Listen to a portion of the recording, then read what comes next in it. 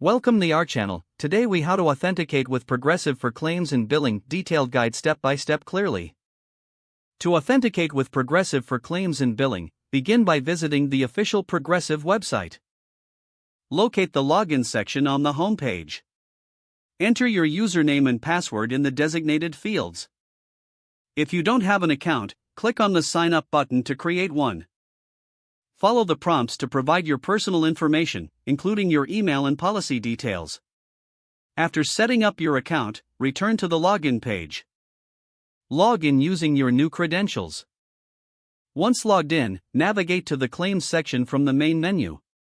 Click on File a claim if you want to start a new claim. Fill in the required information about the incident, including date and type of claim. Upload any necessary documents or photos to support your claim. Review all entered information for accuracy. Submit your claim by clicking the Submit button. To access billing information, return to the main menu. Select the billing section for your payment options. Review your current balance and payment due dates. To make a payment, click on Make a Payment and follow the prompts. Select your preferred payment method, such as bank transfer or credit card. Confirm the payment amount and details before finalizing the transaction. You will receive a confirmation notice once your payment has been processed. For any issues, use the customer support options available on the website.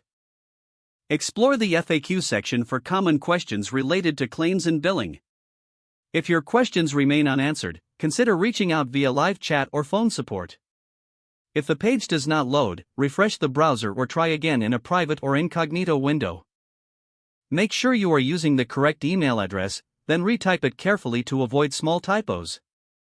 If your password is not accepted, use the reset option and create a new strong password you can remember. Check your spam folder for verification or security emails, then complete any requested confirmation steps. Enable two-factor authentication if available to improve account security and reduce unauthorized access risk. Don't forget to like this video and subscribe to our channel for more step-by-step tech guides.